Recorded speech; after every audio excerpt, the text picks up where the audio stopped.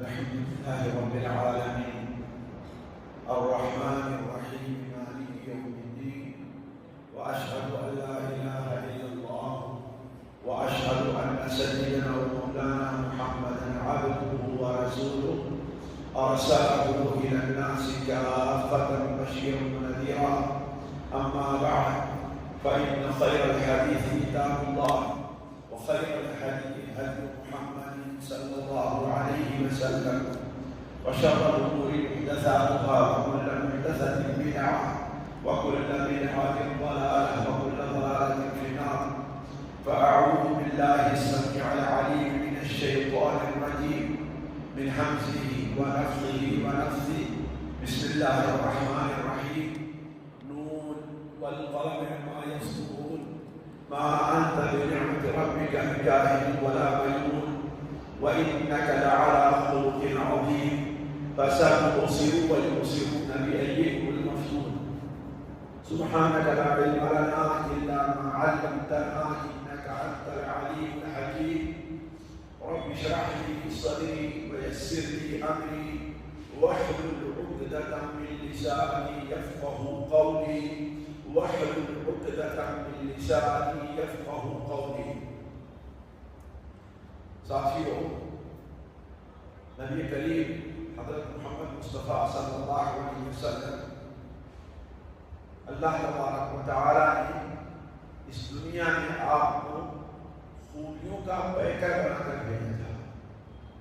کوئی بھی ایسی خوبی جو ایک انسان کے اندر ہو سکتی ہے وہ ایسی نہیں تھی جو نبی کریم صلی اللہ علیہ وسلم میں پائی نہ جائے، بلکہ اگر ساری دنیا کے لوگوں میں جو ایک قسم کی خوبی ہے، چاہے سخاوت ہو، چاہے شجاعت ہو، چاہے حسن اخلاق ہو، چاہے جو کچھ بھی ہو، ان تمام خوبیوں کو اگر جمع کیا جائے تو نبی کریم صلی اللہ علیہ وسلم کی کسی ایک خوبی کے برابر نہیں ہو سکتا۔ تو چاہے جائے کہ آپ کی تمام خوبیوں کا کوئی مقابلہ کر سکے۔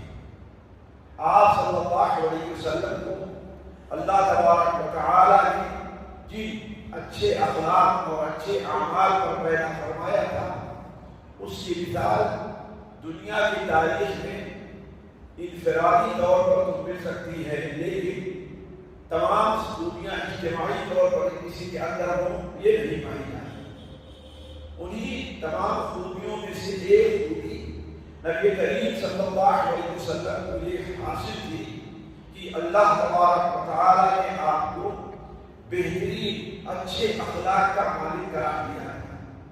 اس کی سب سے واضح دلیل اللہ تبارک و تعالیٰ کا یہ فرمان ہے کہ وَإِنَّكَ نون والقلم وما يسطرون، قسم ہے نون کی، نون والقلم وما يسطرون قسم ہے اس قلم کی، اور قسم ہے اس چیز کی جو وہ قلم لکھتی ہے۔ اس سے مراد وہ قلم بھی ہو سکتی ہے جس سے لوگوں کی تقدیر لکھی گئی، جس سے سب سے پہلے اللہ تبارک و تعالیٰ نے پیدا فرمایا، اور وہ قلم بھی ہو سکتی ہے جس سے ہم اور آپ بات کو لکھتے ہیں۔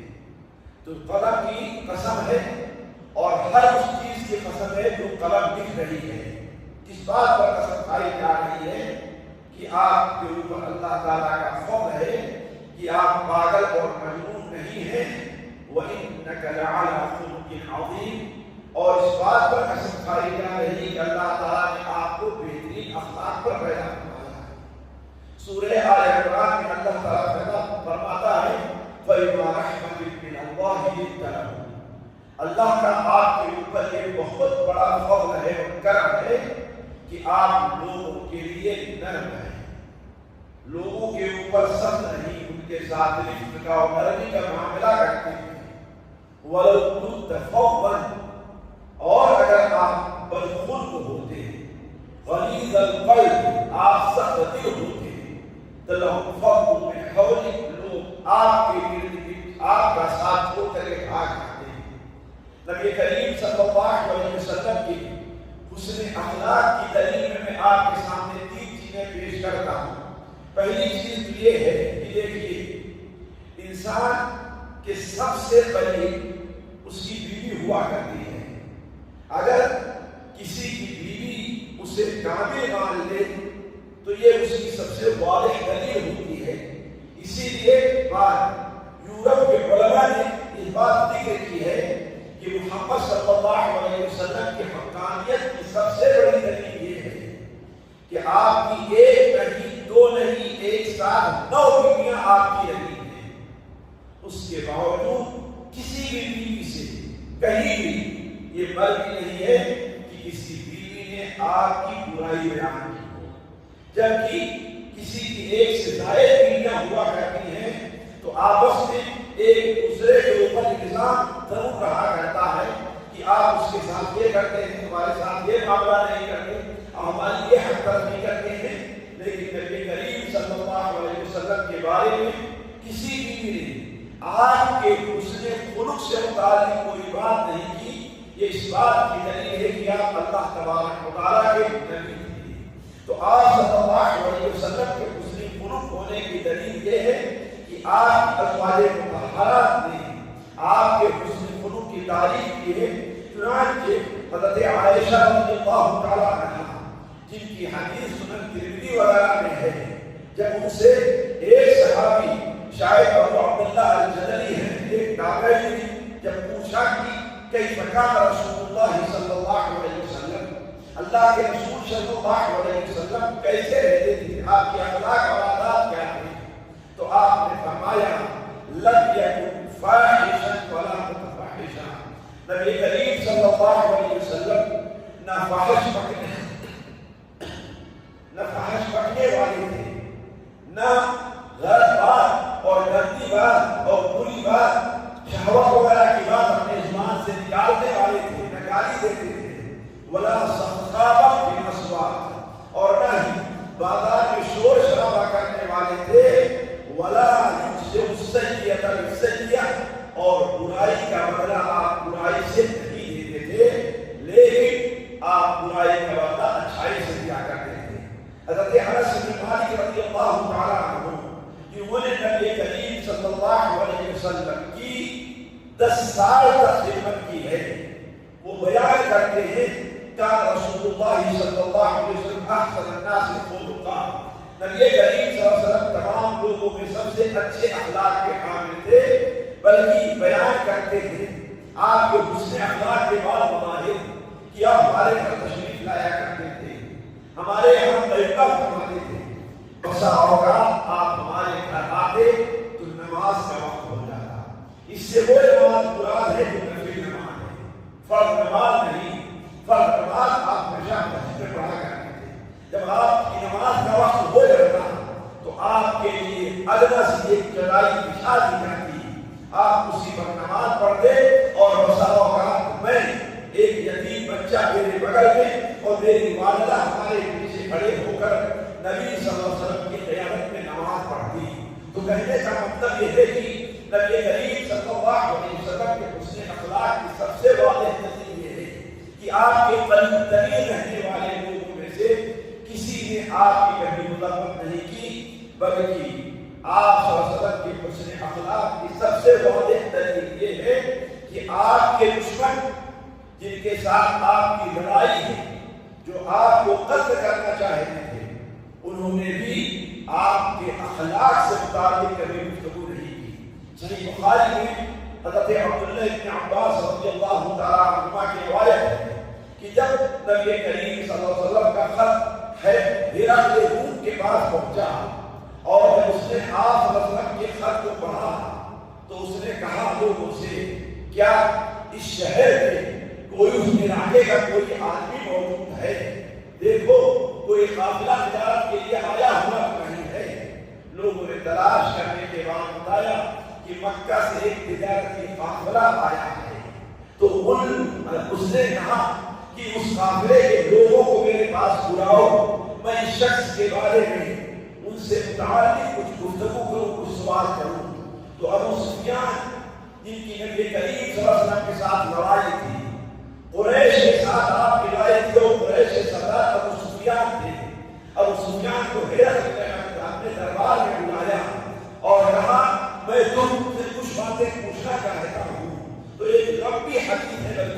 صحیح بخاری کی لمبی طویل ترین حدیثوں میں سے ایک حدیث ہے، اس کے اندر ہے اس نے ابو سفیان سے پوچھا فما یأمرکم، تمہیں وہ شخص کی باتوں کا حکم دیتا ہے، تمہیں وہ شخص کیا باتیں بتلا رہا ہے؟ تو ابو سفیان نے کہا ہمیں حکم دیتا ہے کہ ہم اللہ کی عبادت کریں اور اللہ کے ساتھ کسی کو شریک نہ ٹھہرائیں، اور ہمیں حکم دیتا ہے کہ ہمارے باپ دادا جن بتوں کی عبادت کیا کرتے تھے ہم ان کو چھوڑ دیں، اور ہمیں حکم دیتا ہے سچ بولنے کی، جھوٹ کی اجازت نہیں، والعفاف اور پاک بازی کی، کہ ہم اپنے اخلاق کو پاک کریں، اپنے کردار کو پاک کریں، ہمارے اندر عفاف اور پاک بازی پائی جائے، وصلہ اور صلہ رحمی کی۔ ظاہر بات ہے یہ ساری چیزیں چاہے سچ بولنا ہے یا عفاف اور پاک بازی ہے، یہ ساری کی ساری چیزیں حسن اخلاق کی دلیل ہیں۔ تو کہنے کا مطلب نبی کریم صلی اللہ علیہ وسلم کے حسن اخلاق کے حامل ہونے کی سب سے واضح دلیل یہ ہے کہ آپ کے دشمن بھی آپ کو حسن اخلاق سے متصف مانا کرتے تھے۔ اس چیز کو سمجھنے کے لیے ذرا میں تھوڑی تفصیل آپ کے سامنے رکھوں گا۔ سب سے پہلے تو یہ کہ حسن اخلاق جب ہم بولتے ہیں اس کا معنی کیا ہوگا؟ دیکھیے انسان کے اندر جو اعمال پائے جاتے ہیں وہ چار قسم کے، ایک تو انسان کے دل کے اعمال ہیں جسے عقیدہ کہا جاتا ہے، دوسرے انسان کی عبادات ہیں، تیسرے انسان کے یعنی دوسرے وہ تعلق جو اللہ اور بندے کے درمیان میں ہے، تیسرا وہ تعلق جو لے اور دیر کا ہوا کرتے معاملات کہتے ہیں، خریدنا ہے، بیچنا ہے، قرض لینا ہے، واپس کرنا ہے، یہ معاملہ ہوتا ہے۔ اور چوتھا معاملہ لوگوں کے ساتھ اچھائی یا برائی سے پیش آنا ہے، جسے اخلاق کہتے ہیں، یعنی لوگوں سے ہم کیسے بات کریں، لوگوں کی ہم کیسے مدد کریں، لوگوں کے ہم کیسے قریب ہوں، لوگوں کے ہم کیسے قریب کریں، لوگوں کے ہم کیسے دلجوئی کریں، یہ ساری چیزیں جو ہوا کرتی ہیں وہ حسن اخلاق میں داخل ہیں۔ جیسے سچ بولنا ہے، جھوٹ سے پرہیز کرنا ہے، ہر ایک کی عزت کرنا ہے، ہر ایک کا احترام کرنا ہے، ہر ایک کے ساتھ ہنس کر کے بات کرنا ہے۔ بلکہ موضوع کو سمجھنے کے لیے یہ بات سمجھیے کہ حسن اخلاق میں تین چیزیں بڑی اہم ہیں۔ علماء کہتے ہیں تین چیزیں ہیں، کف الاذى وبذل الندى وطلاقة البشر۔ یہ تین چیزیں کسی کے اندر پائی گئی تو وہ انسان حسن اخلاق کا مالک ہوگا۔ پہلی چیز کیا ہے؟ کف الاذى، یعنی اپنے کردار سے، اپنے اخلاق سے انسان کسی کو اذیت و تکلیف نہ پہنچائے، نہ کسی جاندار کو اور نہ کسی بے جان کو، نہ کسی موجود شخص کو، نہ کسی غائب شخص کو کسی کو اذیت و تکلیف نہ پہنچائے۔ حتیٰ کہ آپ جانتے ہیں اسلام میں کف الاذى کا معاملہ یہ ہے کہ اسے دین کی ایک شاخ قرار دیا گیا ہے۔ نبی کریم صلی اللہ علیہ وسلم نے ارشاد فرمایا الایمان بضع و سبعون شعبہ، ایمان کی 70 سے زائد شاخیں ہیں۔ سب سے اعلیٰ درجے کی شاخ کیا ہے؟ لا الہ الا اللہ کا اقرار کرنا ہے، اور سب سے ادنا درجے کی شاخ راستے سے تکلیف دہ چیز کا دور کر دینا۔ آپ جا رہے ہیں، راستے میں کیلے کا ایک چھلکا پڑا ہوا ہے، کسی کا پیر پڑ سکتا ہے اور وہ پھسل سکتا ہے، ایک کیل ہے، کسی کی گاڑی حسن گرمی کے موسم میں ادھر سے گزرے گی اور پنچر ہو سکتی ہے، کوئی کانٹا پڑا ہوا ہے، کسی کے پیر میں لگے اور وہ چپ سکتی ہے۔ تو یہی چیز ہے کہ انسان لوگوں سے تکلیف کو روکے، یعنی اپنی زبان سے، اپنی نظر سے، اپنے کردار سے کسی کو اذیت نہ پہنچائے۔ یہی چیز کیا ہے؟ کف الاذى ہے۔ اور اسلام میں جیسا کہ ہم نے کہا اس کی بڑی اہمیت ہے، اس کی اہمیت کا اندازہ آپ اگر لگانا چاہیں تو صحیح مسلم کو اس حدیث کے اوپر غور کریں۔ نبی صلی اللہ علیہ وسلم نے ارشاد فرمایا کہ ایک شخص راستے سے گزر رہا تھا، اس نے دیکھا کہ راستے میں ایک کانٹے دار ٹہنی پڑی ہوئی ہے. اس نے کہا اللہ کا اگر کوئی بندہ ادھر سے گزرے گا تو اس کے کانٹے اسے نقصان پہنچائیں گے. کوئی عورت گزرے گی اس کے کپڑے سے یہ کانٹے جھڑک رہیں گے. لہذا اس کانٹے کو اس نے اٹھایا اور اٹھا کر کے کنارے رکھ دیا. فشکر اللہ لہ فغفر لہ. اللہ نے اس کے اس عمل کی قدر کی اور اللہ نے اسے معاف کیا. تو کف الاذی یہ اسلام کا بہت بڑا ایک حصہ ہے. اور اگر دیکھیں تو نبی کریم صلی اللہ علیہ وسلم کے اندر یہ صفت بڑے کامل طور پر پائی جاتی تھی. اگر میں صرف اسی موضوع کو آپ کے سامنے رکھوں تو شاید میں وقت کو پورا نہ کر سکوں اور نہ میری صحت اس کی جواب دے اتنا لمبا موضوع میں آپ کے سامنے رکھوں. لیکن چند ایک مثال آپ کیجیے. نبی کریم صلی اللہ علیہ وسلم جیسا کہ صحیح بخاری میں حضرت انس بن مالک رضی اللہ تعالیٰ عنہ کی روایت ہے کہ آپ صلی اللہ علیہ وسلم بیان فرماتے ہیں کہ میں نماز میں کھڑا ہوتا ہوں, میرا ارادہ رہتا ہے کہ میں نماز کو لمبی لمبا دور دے دوں, لیکن پیچھے سے ایک بچے کے رونے کی آواز آ جاتی ہے. تو مجھے لگتا ہے کہ جب بچہ رو رہا ہوگا تو جو بچے کی ماں ہوگی اسے تکلیف ہوگی. لہذا میں اپنی نماز کو مختصر کر دیتا ہوں, حالانکہ میرا ارادہ کیا ہوتا ہے بچے نماز کو لمبی کر دینا. تو نبی کریم صلی اللہ علیہ وسلم کس قدر لوگوں کو اذیت پہنچانے سے بچے تھے کا اس کا اندازہ لگائیں. ایک صحابی نام تابعی کا نام ہے عبداللہ ابن ابی بکر, وہ بیان کرتے ہیں کہ صلح حدیبیہ کے موقع پر نبی کریم صلی اللہ علیہ وسلم جب سبوں کو درست کر رہے تھے تو اس وقت میرے پیر میں ایک وزنی جوتا تھا, ایک بھاری جوتا تھا, اور میں آگے بڑھا تو نبی کریم صلی اللہ علیہ وسلم کے قدم مبارک پر میرا جوتا پڑ گیا اور آپ کو تکلیف ہوئی. تو آپ صلی اللہ علیہ وسلم کے ہاتھ میں ایک چابو تھا, آپ نے اس چابو سے ہمیں دھکا دیا اور وضو چلا گیا. آپ صلی اللہ علیہ وسلم کو اس تکلیف پہنچانے کا نتیجہ یہ نکلا کہ اس رات میں گیا اور رات پر سو نہیں سکا کہ ہم نے اللہ کے رسول کو اذیت پہنچائی اور تکلیف دے دی ہے. لیکن دوسری طرف سے نبی کریم صلی اللہ علیہ وسلم کا کیا موقع رہا ہے, اللہ کی قسم کھا کر میں کہتا ہوں دنیا کی تاریخ میں اگر اس کی مثال ڈھونڈنا چاہیں تو آپ کو نہیں, ورنہ اگر کسی کو ملے ایسی مثال تو ڈھونڈ کر کے لے آئے. وہ کہتے ہیں کہ صبح کے وقت ایک شخص مجھے آواز دیتا ہے, ایک شخص مجھے آواز دیتا ہے اور یہ کہتا ہے فلاں شخص کہاں ہے, فلاں شخص کہاں ہے, فلاں شخص کہاں ہے. اس کو اللہ کے رسول صلی اللہ علیہ وسلم بلا رہے ہیں. آپ صلی اللہ علیہ وسلم کے پاس میں گیا, مجھے ڈر لگ رہا تھا کہ شاید سوال کا نام تھا, سوال تیرا برا ہو, آج تیری تباہی ہی تباہی ہے, کہیں اللہ کے رسول صلی اللہ علیہ وسلم اسی وجہ سے تجھے بلا رہے ہیں کل جو تم نے اللہ کے رسول کو اذیت پہنچائی کرنے کے لیے. کہا میں ڈرتے ہوئے آپ صلی اللہ علیہ وسلم خدمت میں حاضر ہوا اور آپ نے کہا کل تم نے میرے پیر کو روکا تھا جس سے مجھے اذیت پہنچائی تھی, تو ہم نے موقع پر تمہیں اس موقع پر ہم نے تمہیں ایک چاقو سے پیچھے ہٹا دیا تھا جو تمہیں تکلیف پہنچی تھی. تو یہ 80 بکریاں دے دو, کتنا 80 بکریاں تم دے دو اور مجھے معاف کر دو. یہ اس کا بدلہ ہے کہ کوڑے سے پیچھے کیا تھا, اس کا بدلہ 80 بکریاں تم دے دو, چلے جاؤ. دنیا کی تاریخ میں اس تعالیٰ تعالیٰ کی پیش کرنا چاہیں پیش کریں. آج ہم کس لوگوں کو گالیاں دیتے ہیں, برا بھلا کہتے ہیں, جھڑک دیتے ہیں.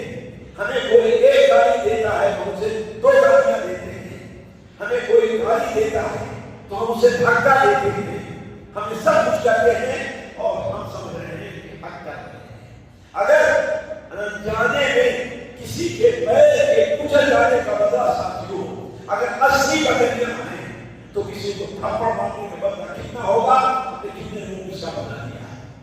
تو نبی کریم صلی اللہ علیہ وسلم کی حسن خلق کا مطلب یہ ہے کہ آپ صلی اللہ علیہ وسلم کی کسی کو اذیت اور تکلیف نہیں پہنچانا چاہتے تھے۔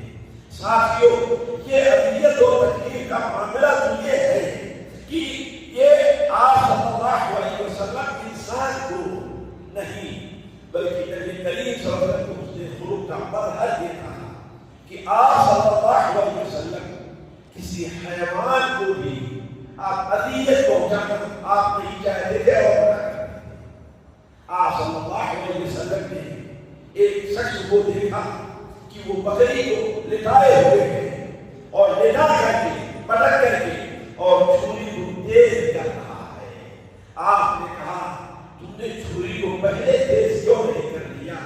اب تم ہی تو ہو نہیں تنان، کیا تم اسے دو بار کرنا چاہتا ہے؟ اسے دکھا کر کے جب چھری تیز کر رہا ہے کسی چھری سے مجھے دبا کرنا چاہتے ہیں، چھری کو پہلے تیز کر دینا چاہتے ہیں۔ اور اس سے بھی واضح ایک صحابی ابو سوادہ شاید ان کا نام ہے، اس سے نام میں غلطی نہیں ہو رہی ہے، وہ بیان کرتے ہیں کہ میں اپنی والدہ کے ساتھ نبی صلی اللہ علیہ وسلم کی خدمت میں حاضر ہوا۔ میری والدہ ہمیں اور ہمارے بھائی بہنوں کو لے کر کے آپ کی خدمت میں حاضر ہوئی۔ اس وقت میرے ناخن طرف بڑے ہوئے تھے، ناخن میرے بڑے تھے۔ نبی کریم صلی اللہ علیہ وسلم نے اس وقت میری والدہ کو 10 بکریاں دی کہ لے جاؤ، یہ تمہارے اور تمہارے بچوں کا خرچہ ہے۔ اسی پر بس نہیں کیا، آپ نے دیکھا کہ یہ وادیہ کے رہنے والے لوگ ناخن کا اپنے ناخن تراشنے کا اہتمام نہیں کرتے، اسی لیے ان کے ناخن بڑے ہوئے۔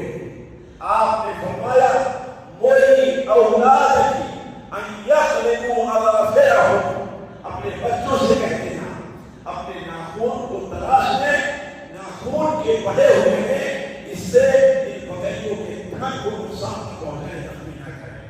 تو نبی کریم صلی اللہ علیہ وسلم کی حسن خلق کا یہ مطلب تھا کہ آپ صلی اللہ علیہ وسلم کسی کو اذیت انسان ہی نہیں بلکہ حیوانوں کو بھی آپ اذیت نہیں پہنچایا کرتے ہیں۔ آپ صلی اللہ علیہ وسلم کی حسن خلق اور اذیت سے نہ پہچانے کا ایک مظہر یہ بھی تھا کہ آپ صلی اللہ علیہ وسلم غصے کو بیان کرتے تھے، آپ کسی سے بدلہ نہیں لیتے تھے، آپ کے ساتھ کوئی جہالت سے پیش آتا تھا تو آپ صبر کیا کرتے تھے، آپ کو کوئی گالی دیتا تھا تو آپ اس کو دعائیں دیتے تھے۔ جیسے کہ ہماری عائشہ رضی اللہ تعالیٰ عنہا کی حدیث آپ نے بھی سنا کہ ہماری عائشہ نے کیا فرمایا، لا یجزئ السیئۃ بالسیئۃ، آپ برائی کا بدلہ برائی سے نہیں دیتے بلکہ آپ برائی کا بدلہ اچھائی سے دیا کرتے ہیں۔ صحیح بخاری اور صحیح مسلم میں حضرت انس بن مالک رضی اللہ تعالیٰ عنہ کی روایت ہے، وہ بیان کرتے ہیں کہ ایک بار میں نبی کریم صلی اللہ علیہ وسلم کے ساتھ جا رہا تھا، آپ نے ایک چادر اوڑھ رکھی تھی، ایک چادر آپ نے اوڑھ رکھا تھا جس کا کنارہ عربی میں حاشیہ کہتے ہیں، وہ ذرا سا موٹا تھا اور کڑا تھا اور جانتے ہیں اس کو رکھتے ہیں تاکہ پھٹنے نہ پائے۔ ایک بدو آتا ہے وہ ان کے سوار ہو کر کے اور آپ سے کہتا ہے یا محمد، اللہم صلی علی محمد، یا رسول اللہ بھی نہیں کہتا اے محمد آپ وہ مال مجھے دیجیے اس مال میں سے جو مال اللہ نے آپ کو دیا ہے۔ اور یہ کہتے ہوئے اس نے آپ کی چادر کو اتنا زور سے کھینچا کہ چادر کا وہ جو کنارہ تھا اس کا نشان آپ کی گردن میں پڑ گیا اور میں دیکھ رہا تھا کہ آپ کی گردن چل گئی ہے، لیکن آپ کو غصہ نہیں آیا۔ آپ صلی اللہ علیہ وسلم اس کی طرف دیکھ کر کے مسکرائے اور مسکرا کر کے لوگوں سے کہا اسے کچھ دے دو، یہ حالت مند ہے۔ تو گویا کہ اس کے اس جہالت کا بدلہ اللہ کے رسول صلی اللہ علیہ وسلم نے اس غصے سے دینے کو آپ نے سب سے کام لیا۔ ساتھیوں مجھے یاد آ رہا ہے مسند ابو یعلا کے اندر امام ابو یعلا رحمہ اللہ حضرت عبداللہ ابن عباس یا جابر ابن عبداللہ کی ایک حدیث نقل کرتے ہیں اور وہ حضرت عمر سے نقل کرتے ہیں۔ ایک یہودی عالم عبداللہ ابن زعیہ یا عبداللہ ابن زعیہ تھا، وہ بیان کرتا ہے کہ مجھے جو علامتیں ہماری کتابوں میں پائی جاتی ہیں وہ پوری ثابت ہو گئی کیا بتاتے ہیں؟ صرف ایک علامت باقی ہے. وہ علامت کیا تھی کہ اگر اس کے ساتھ کوئی جہالت کرتا ہے تو اس کے ساتھ حلم سے پیش آنا ہے. یعنی اگر اس کے ساتھ کوئی نادانی کرتا ہے تو صبر سے اور بردباری سے کام لیتا ہے. کوئی اسے گالی دیتا ہے تو اس کے ساتھ نرمی سے پیش آتا ہے. کوئی اس کو جھڑکتا ہے تو اس کے ساتھ گزشتہ نہیں ہے، وہ صبر کر لیتا ہے. اور دوسری بات یہ ہے کہ اس کے ساتھ جس قدر جہالت کی جائے، جس قدر نادانی کی جائے، اس کا حلم بڑھتا ہی جاتا ہے. حافظ حجر رحمہ اللہ اس حدیث کو نقل کرنے کے بعد کہتے ہیں کہ وہ رواه ثقات، اس کے راوی ثقات ہیں.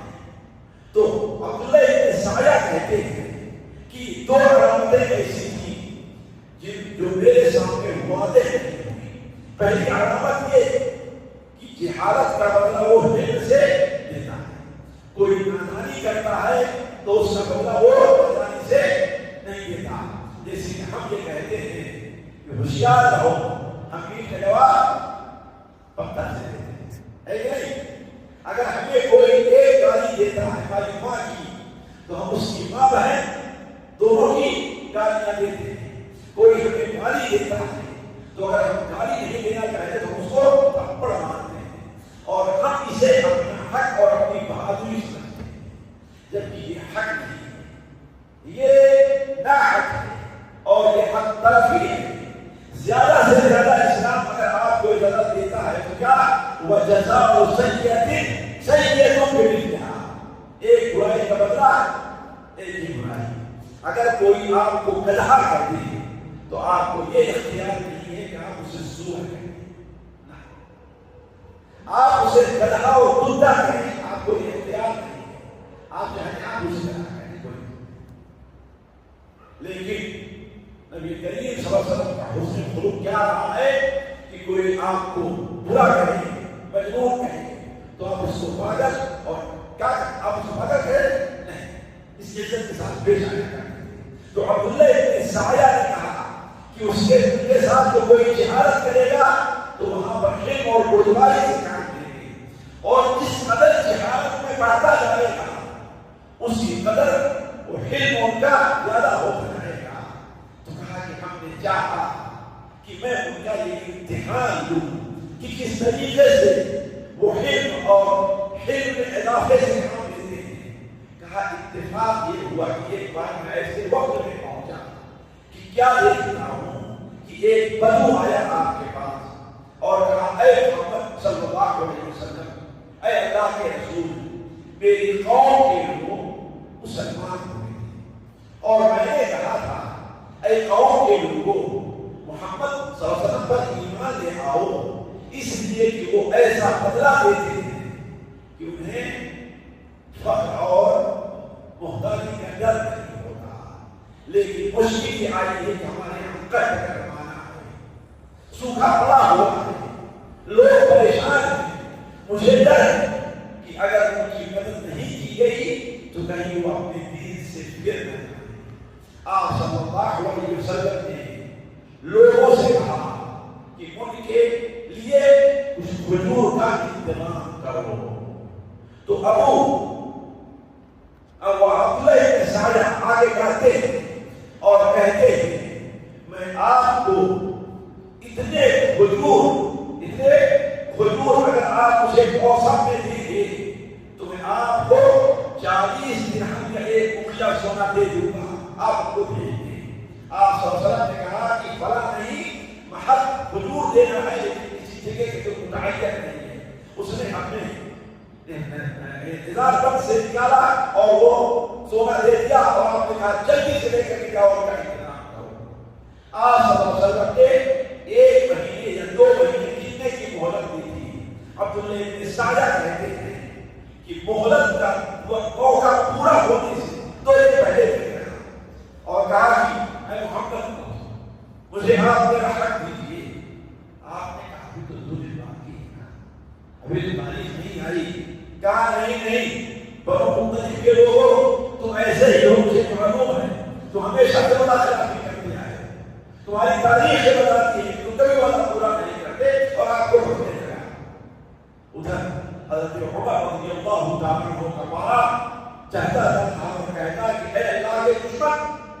تو اللہ کے رسول کو یہ کہہ رہا، اللہ کے رسول کے بارے میں کہہ رہا، ڈانٹنے لگے۔ آپ صلی اللہ علیہ وسلم نے حضرت عمر سے کہا، عمر یہ موقع اس کو ڈانٹنے کا نہیں ہے، یہ موقع اس بات کا ہے کہ تم مجھے نصیحت کرتے کہ میں اس کا حق ادا کرتا ہوں، اور اس کو نصیحت کرتے کہ مانگنے کا بھی کچھ طریقہ ہوتا ہے، مانگنے کا کچھ اسلوب ہوتا ہے، اس انداز سے مانگو۔ یہ مانگنے کا طریقہ نہیں ہے ایسا کرو کہ فلاں سالیہ عورت کے پاس جاؤ اور کہو اگر تمہارے پاس اتنی کھجور موجود ہے تو مجھے اتنا دے دو، موسم جب آئے گا کھجور کا کھجور میں تم کو دے دوں گا۔ انہوں نے خبر بھیجا کہ یہ کہا کہ کہو اللہ کے رسول صلی اللہ علیہ وسلم سے کسی کو بھیجے اور آ کر کے دے جائے۔ آپ صلی اللہ علیہ وسلم نے کہا، اے عمر تم نے اسے ڈرایا، اسے خوفزدہ کیا ہے، جاؤ اس کا جتنا حق بنتا ہے اتنا دو اور 50 کھجور سے اور دے دو، اس کے بدلے کہ تم نے اسے ڈرایا اور اسے دھمکایا ہے۔ یہ کہنا تھا۔ حضرت عبداللہ ابن سایہ ان کے ساتھ جاتے ہیں، حضرت عمر رضی اللہ تعالیٰ عنہ کے ساتھ، اور حضور دوڑی کرنے لگی تو کہا کہ بس اشہد ان لا الہ الا اللہ وان محمد رسول اللہ۔ حضرت عمر نے کہا یہ کہ تم کون ہو؟ تو کہا میں عبداللہ ابن سایہ ہوں۔ اور حضرت عمر نے کہا یہودیوں کے سردار، یہودی کے عالم بڑا علامت سے کہتے ہیں، کہا میں وہی ہوں، میرے سامنے نبی صلی اللہ علیہ وسلم آپ کی تمام علامتیں مکمل ہو چکی تھی، صرف 2 علامت باقی رہی تھی، میں اسی کا انتظار کر رہا تھا، جب وہ علامت پوری ہو گئی تو میں نے اسلام قبول کر لیا۔ تو کہنے کا مطلب یہ ہے کہ اللہ کے رسول صلی اللہ علیہ وسلم حسن خلق کا جو پہلا مظہر ہوتا ہے کہ کف الاذی، اپنی اذا اور تکلیف کو لوگوں سے روکا جائے۔ اس بارے میں نبی کریم صلی اللہ علیہ وسلم کی مثال نہیں پیش کی جا سکتی کہ آپ کس قدر اس میں آپ آگے تھے۔ دوسری چیز ساتھیوں جو حسن خلق کے اندر داخل ہے وہ ہے بذل الندی۔ بذل الندی کا معنی یہ ہے کہ آپ کے پاس جو چیز موجود ہے اور آپ کا پڑوسی اس کا عادت مند ہے تو آپ اس کو دیکھیں۔ میں اس کی مثال دیتا ہوں، اور ہم میں سے ہر شخص کے ساتھ یہ معاملہ پیش آتا ہے، اور یہی ہے اب یہ چند سالوں سے حالات بدل رہے ہیں، ورنہ پہلے یہ حالت نہیں تھی۔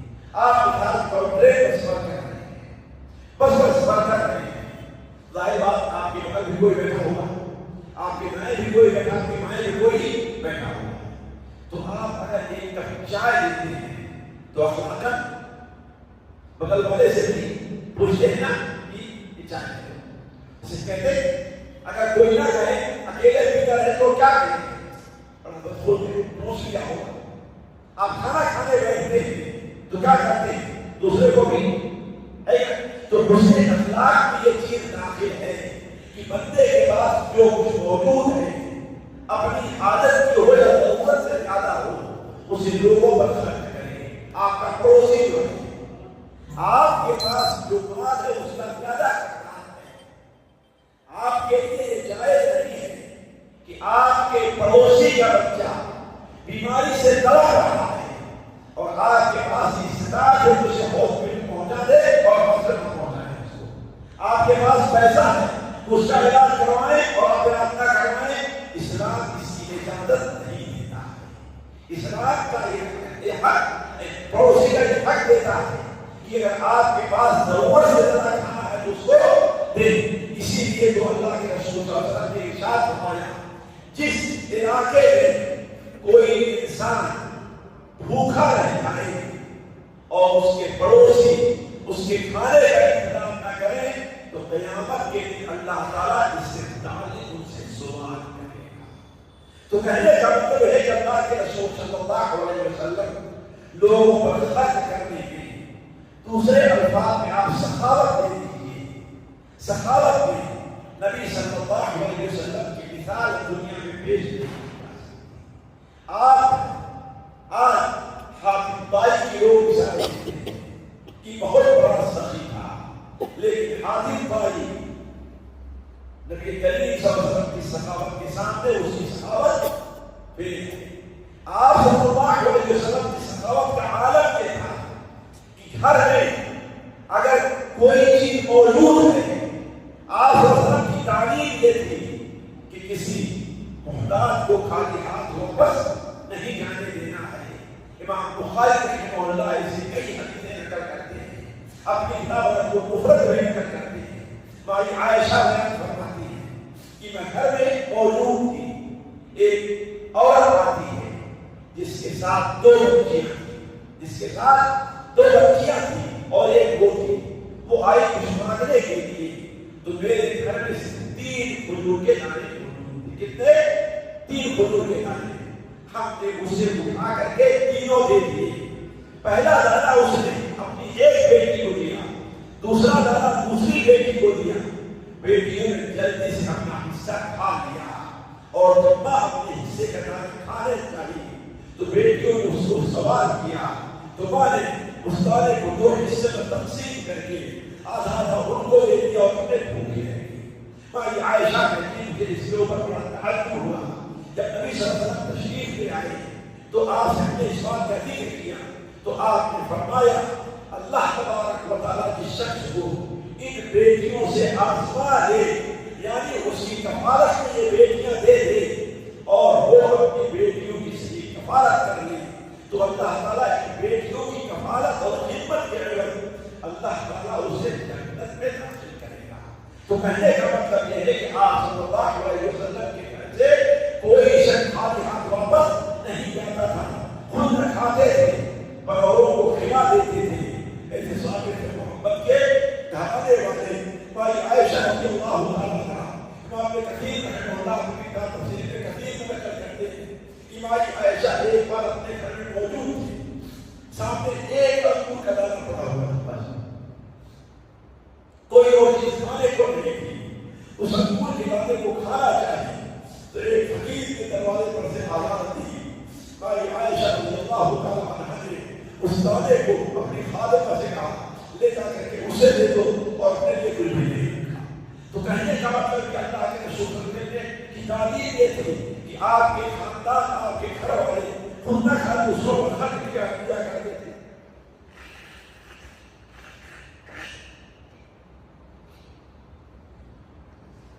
تو آپ صلی اللہ علیہ وسلم کی اگر آپ مثال دیکھنا چاہیں کس قدر خرچ کرتے تھے، حضرت جابر بن عبداللہ رضی اللہ تعالیٰ عنہ کی روایت صحیح بخاری اور مسلم میں ہے کہ ما سئل رسول اللہ صلی اللہ علیہ وسلم شیئا قط، اللہ کے رسول صلی اللہ علیہ وسلم سے جب بھی کسی چیز کا سوال کیا گیا ہو تو آپ نے ابھی اپنی زبان سے لا کا استعمال نہیں کہا کہ میں نہیں دوں گا۔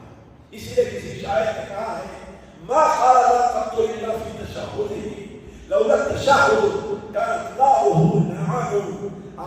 اللہ کے رسول صلی اللہ علیہ وسلم نے نہیں اپنے کسی بھی سوال کا جواب نہیں کیا، اللہ سے نہیں کرا، بات کا استعمال کیا ہے لا الہ الا اللہ۔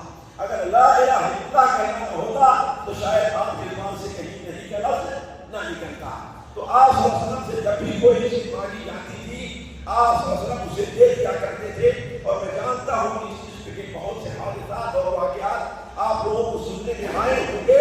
حضرت انس بن مالک رضی اللہ تعالیٰ عنہ بیان کرتے ہیں، صحیح مسلم حضرت انس بن مالک سے ہے کہ اللہ کے رسول صلی اللہ علیہ وسلم سے جب بھی کوئی چیز اسلام کے نام پر مانگی گئی ہے تو آپ صلی اللہ علیہ وسلم اسے نہ نہیں کہا، بلکہ آپ کے پاس ایک شخص آیا اور آپ صلی اللہ علیہ وسلم نے اسے اتنی بکریاں دے دی کہ وہ شخص اتنی بکریاں لے کر کے جا رہا تھا کہ پوری وادی بھر کر کے بکریاں لے کر کے جا رہا تھا۔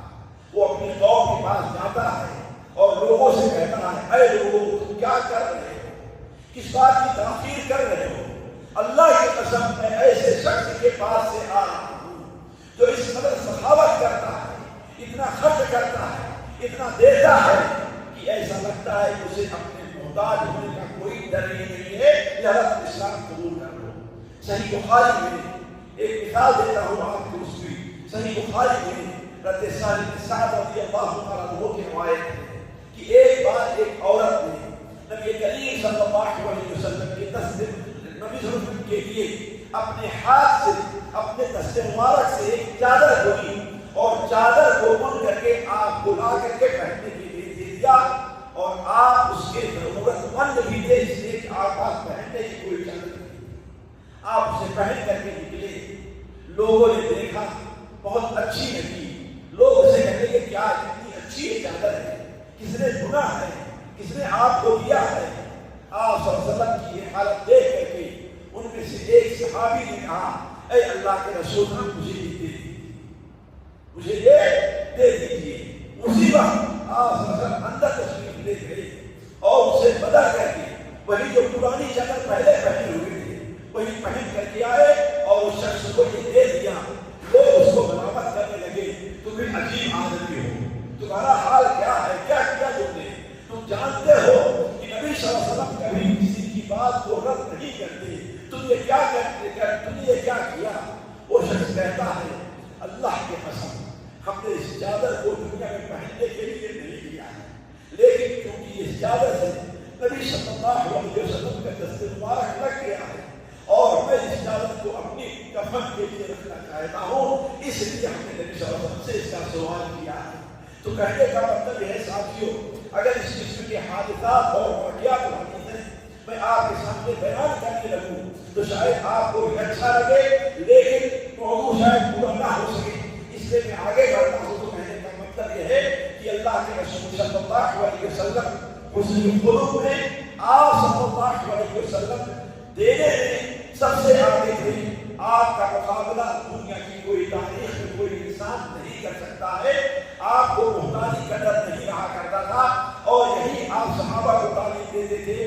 سنن ترمذی کی وہ حدیث آپ لوگوں نے بار بار سنا ہوگا کہ آپ صلی اللہ علیہ وسلم نے ایک بکری ذبح کرنے کا حکم دیا اور جب بکری ذبح کی گئی تو اس کو لوگوں میں آپ نے تقسیم کرنے کا حکم دے دیا، پوری بکری تقسیم کر دی گئی، صرف کندھا باقی رہ گیا۔ جب آپ دوبارہ واپس آئے تو آپ نے پوچھا بکری کا کچھ حصہ باقی ہے، کچھ حصہ باقی ہے؟ تو آپ کی زوجہ محترمہ نے کہا سارا ختم ہو گیا ہے، صرف کندھا باقی ہے۔ آپ نے کیا فرمایا؟ سارا کچھ باقی ہے، صرف کندھا ختم ہو گیا ہے، یعنی جو تم خود استعمال کرو گے اس کا کوئی عدد نہیں ہے، لیکن جو دوسروں کو دیا ہے قیامت کے جو سارے باقی ہے۔ تو کہنے کا مطلب یہ ہے کہ اللہ کے رسول صلی اللہ علیہ وسلم بدل الندہ کے آسرت کا مثال کوئی نہیں تھا۔ تیسری چیز ساتھیوں جو نبی کریم صلی اللہ علیہ وسلم کے حسن خلق کے اندر داخل ہے وہ کیا ہے؟ براءۃ الوجہ، یعنی کسی سے ملنا ہے تو کیسے ملنا ہے؟ مسکرا کر کے۔ کسی سے بات کرنی ہے تو ایسے بات کرنی ہے کہ گویا آپ اس کے ساتھ بات کرنا خود چاہتے ہیں۔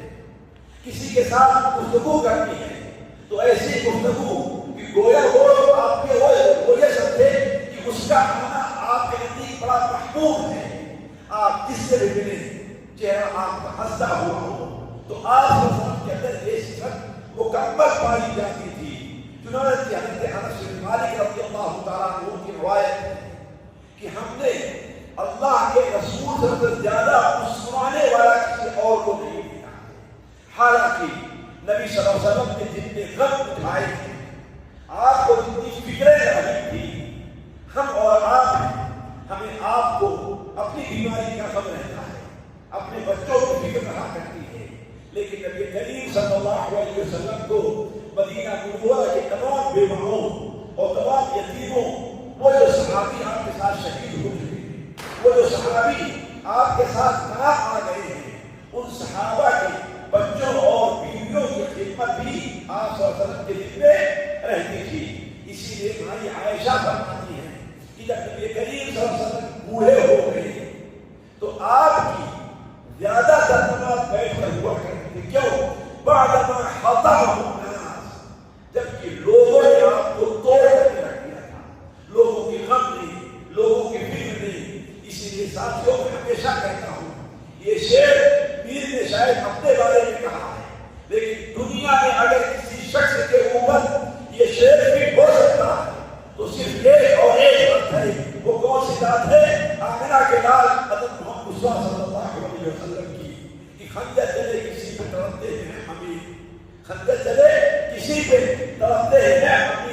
سارے جہاں کا درد ہمارے جگر میں ہے، اگر سارے جہاں کا درد بلکہ آپ صلی اللہ علیہ وسلم کے حسن خلق اور اس درد کا مظاہرہ یہ کیجیے کہ ہم اور آپ بھی پیدا نہیں ہوئے، ہم اور آپ بھی دنیا میں آئے ہیں، لیکن نبی کریم صلی اللہ علیہ وسلم رات کی تاریکی میں اٹھ کر کے ہمارے اور آپ کے لیے رویا کرتے تھے اور کہتے تھے یا ربی امتی امتی، اے میرے رب امت کے اوپر رحم فرما، امت کے اوپر رحم فرما۔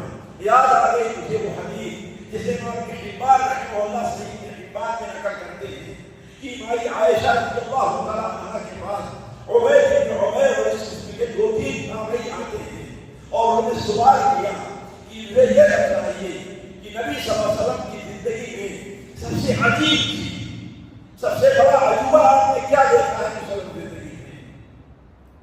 تمہاری عائشہ نے کہا کون سا عجوبہ بتلاؤں؟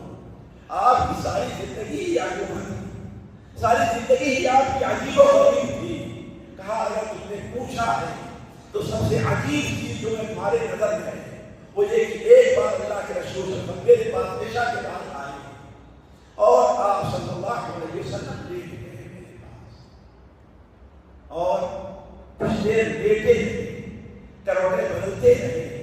آپ نے کہا اے عائشہ رات تمہاری، اے وقت تمہارا ہے، لیکن اگر اجازت دو تو دعینی اتعبد لربی، تھوڑی دیر کھڑے ہو کر کے میں اپنے رب کی عبادت کروں، میں تھوڑی دیر کھڑے ہو کر کے اپنے رب کو میں یاد کر لوں۔ تمہاری عائشہ نے کہا اے اللہ کے رسول صلی اللہ علیہ وسلم مجھے آپ کا قرب پسند ہے، میں جانتا ہوں چاہتی ہوں کہ آپ میرے قریب رہیں، لیکن اگر آپ کو وہ چیز پسند ہے تو میں آپ کی پسند کے سامنے حائل نہیں ہونا چاہتی، لہذا آپ کو اجازت ہے۔ ہماری عائشہ فرماتی ہے کہ آپ سب کھڑے ہوئے نماز پڑھنے کے لیے نماز پڑھتے جاتے تھے، روزے جاتے تھے، یہاں تک کہ آپ صلی اللہ علیہ وسلم کی داڑھی مبارک تر ہو گئی اور آپ کے آنسو زمین پر پڑے اور آپ کہتے رہے یا رب امتی امتی امتی، اے رب میری امت کی مجھے فکر ہے، اے رب مجھے میری امت کی فکر ہے۔ تو کہنے کا مطلب یہ ہے ساتھیوں، اگر کسی شخص کے اوپر یہ آیت یہ شعر فٹ ہو سکتا ہے تو وہ کون سی ذات ہے؟ صرف ایک نبی کریم صلی اللہ علیہ وسلم ہے کہ خنجر چلے کسی پہ تڑپتے ہیں ہم امیر، سارے جہاں کا درد ہمارے جگر میں ہے۔ تو بات ساتھیوں یہاں سے نکلی تھی کہ نبی کریم صلی اللہ علیہ وسلم لوگوں کے ساتھ حسن خلق سے اس طرح پیش آتے تھے، اس قدر مل جاتے تھے، اس قدر آپ اسی طرح مائل ہو گئے تھے کہ وہ سمجھتا تھا کہ شاید سب سے محبوب انسان آپ کے نزدیک میں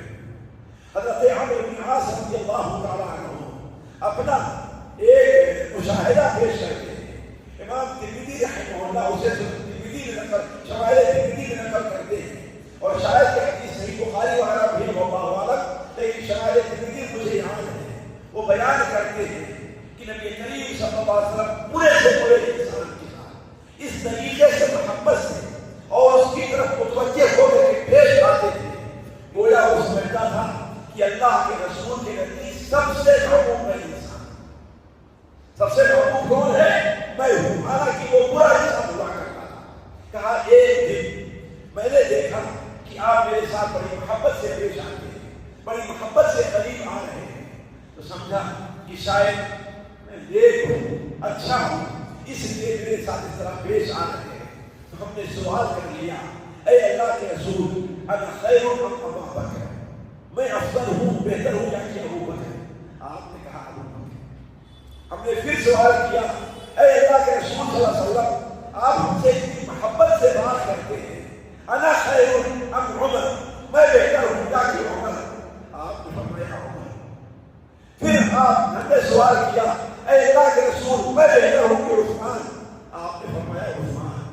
اس کے بعد کہا ہم نے آگے سوال نہیں کیا کہیں میرا شمار سب سے آخر میں نہ ہو جائے، لیکن حضرت عمرو بن عاص کے ذہن میں خیال کیوں پیدا ہوا، کیسے پیدا ہوا کہ نبی کریم صلی اللہ علیہ وسلم ان کے ساتھ اس طرح مل کر کے پیش آتے تھے، ایسی باتیں کرتے تھے، ایسے ہنس کر کے بات کرتے تھے، گویا وہ سمجھتے تھے کہ میں اللہ کے رسول کے نزدیک سب سے محبوب انسان ہوں۔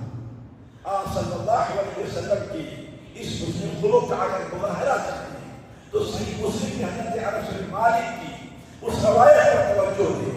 حضرت انس بن مالک بیان فرماتے ہیں کان رسول اللہ صلی اللہ علیہ وسلم احسن الناس خلقا، اللہ کے رسول لوگوں میں سب سے اچھے اخلاق کے مالک تھے. پھر مثال دیتے ہیں کہ ایک عورت تھی جو کچھ پاگل تھی. جیسے بعض لوگ ہوتے ہیں جسے ہم لوگ کیا کہتے ہیں ہاف کہتے ہیں، یعنی کیا یہ ہاف مائنڈ ہے، یعنی کوئی عقل کو نہیں، سیدھے سادے سے ہوتے ہیں جس کے ساتھ ہوا باتیں کرنے لگی. تو ایک عورت تھی کچھ پاگل تھی.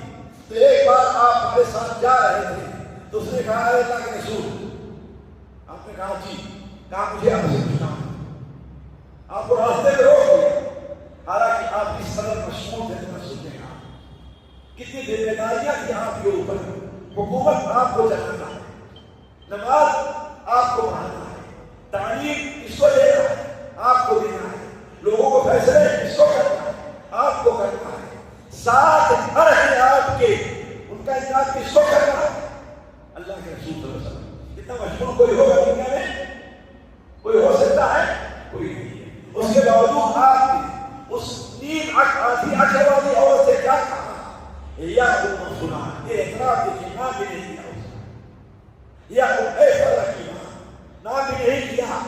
تم جس جگہ جاؤ، جس راستے سے جاؤ، بیٹھنا چاہو بیٹھ جاؤ، کوئی بات نہیں.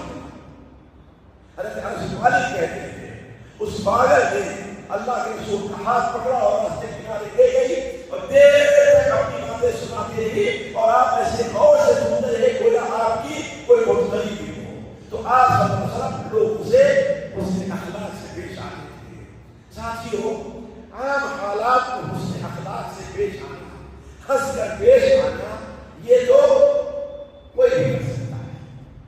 لیکن غصے میں، مشکل حالات میں پیش آنا یہ ذرا مشکل مرحلہ ہوا کرتا ہے.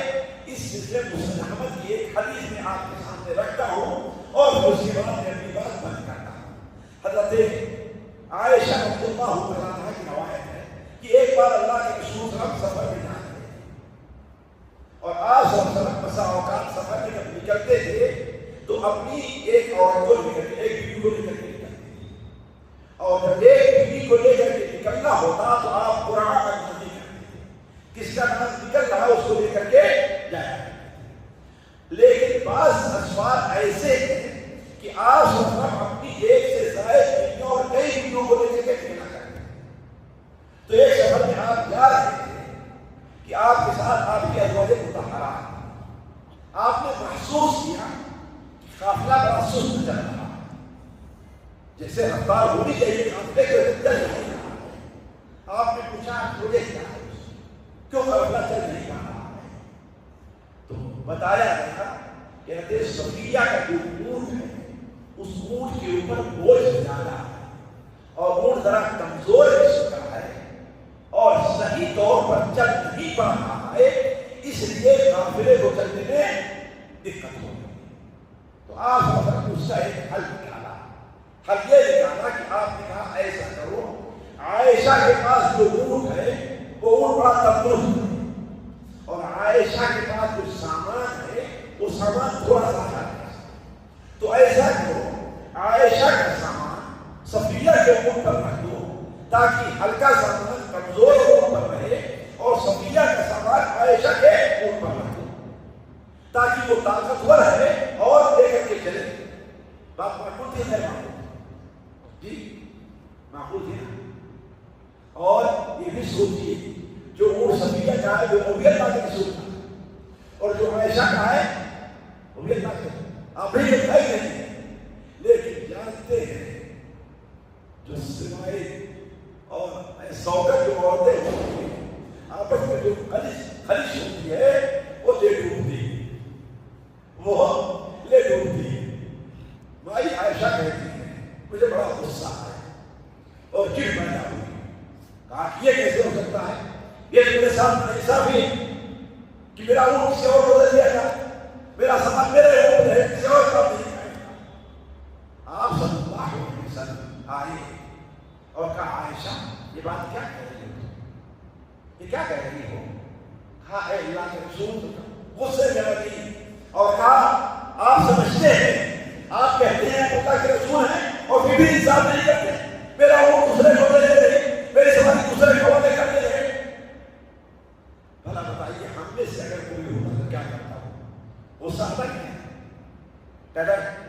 بڑا بنتے ہو ہمیں کوئی کہہ دے، یہ کیسی بات ہے؟ غصہ ہے کہ غصہ ہے؟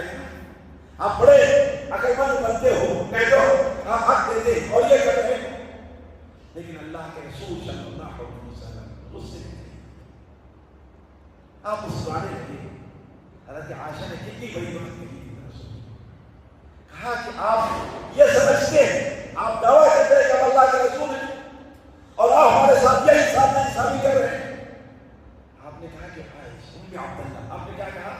یا ام، میرے نام بھی نہیں لیا، مجھ سے بھی نہیں آئے، اے ام عبداللہ، مسکرا کر کے کیا تمہیں اس بارے میں شک ہے کہ اللہ کے رسول ہوں؟ آپ نے کیا کہا؟ یعنی دادا نہیں آیا، مارا نہیں آیا، مجھ سے نہیں آیا، حالانکہ آپ مار سکتے تھے ہے کہ نہیں؟ غصے میں انسان غصہ تھا، آپ نے یہاں تک نام لکھے اے عائشہ نام بھی نہیں دیا۔ اگر آپ لوگ عرب میں ہوں تو آپ کو اندازہ ہوگا کہ کسی کو کنیت سے پکارنا کتنی احترام کی بات ہوتی ہے۔ کسی کو اگر ابو فلان کہنا ہے تو گویا بڑے احترام کی بات ہے، بہت بڑے احترام کی بات ہے۔ تو کہنے کا آپ نے کیا کہا؟ یا ام عبداللہ، کیا تم اس بارے میں شبہ ہے کہ اللہ کا رسول ہو؟ تو شبہ کا نہیں سمجھے کہ اللہ کا رسول ہو؟ حضرت ابو بکر اتنی دیر پہنچے دو جائے تھپڑ جب دیا مجھے عائشہ۔ آپ نے کہا ابو بکر کیا کیا تم نے؟ کہا اے اللہ رسول آپ دیکھیں کیا کر رہی ہے؟ کہا کہ تمہیں نہیں معلوم ہے کہ یہ عائشہ اور یہ سوگت کی جو غیرت ہوا کرتی ہے، جب سوگت کو غیرت آتی ہے تو اسے اندازہ نہیں ہوتا کہ میں کہیں اوپر ہوں کہ نیچے ہوں، یعنی وہ سب بھول جاتی ہے تو اوپر نہیں رہتے چھوڑ دو معاف کر دو۔ تو بھائی عائشہ ہی سننا تھا کہ پانی پانی ہو گئی کہ آپ کریں اے ام عبداللہ، کیا تمہیں اس بارے میں شک ہے کہ اللہ کا رسول ہو؟ ذرا غور کریں کہ اللہ کے رسول صلی اللہ علیہ وسلم کس قدر حسن خلق کا ہوتا ادا کرتے ہوئے سختی سے پیش نہیں آتے تھے، بلکہ صحیح بخاری کی ایک حدیث اور یاد ہے کہ آپ لوگ سامنے رکھیں۔ مائی عائشہ رضی اللہ تعالی عنہا جو تھی تو وہ وہاں ایسا تھا کہ ازواج مطہرات تقریباً دو پارٹی، جس سے مخالف پارٹی اپوزیشن پارٹی، ایک پارٹی کی قیادت حضرت عائشہ حضرت حفصہ کیا کرتی تھی اور دوسری پارٹی کی قیادت حضرت ام سلمہ حضرت زینب کیا کرتی تھی، ہے نا؟ تو دو پارٹی آپس میں تھی۔ تو ہوتا ہی تھا کہ بسا اوقات چونکہ ہر بیوی اللہ کے رسول محبت کرتی ہے، جیسا کہ ہم نے آپ سے کہا، کسی انگریز نے کیا کہا ہے کہ محمد صلی اللہ علیہ وسلم ان کے حق ہونے کی دلیل یہ ہے کہ ان کی 8 9 10 11 بیویوں میں سے کسی بیوی نے ان کے کسی تصرف کو کبھی کوئی عیب نہیں آیا، جبکہ سوگت کا معاملہ کتنا سخت ہوا کرتا ہے، لیکن کوئی بات ان کے حق ہونے کی دلیل ہے تو محبت کریں۔ تو آپ صلی اللہ علیہ وسلم کے پاس حضرت عائشہ بیٹھی ہوئی تو کسی دوسری عورت جو دوسری پارٹی کی تھی اس نے کوئی حلوہ اچھی چیز کھانے کو بنائی تو ان کا جی کہا کہ میں اکیلے کیوں کھاؤں، ہے نا؟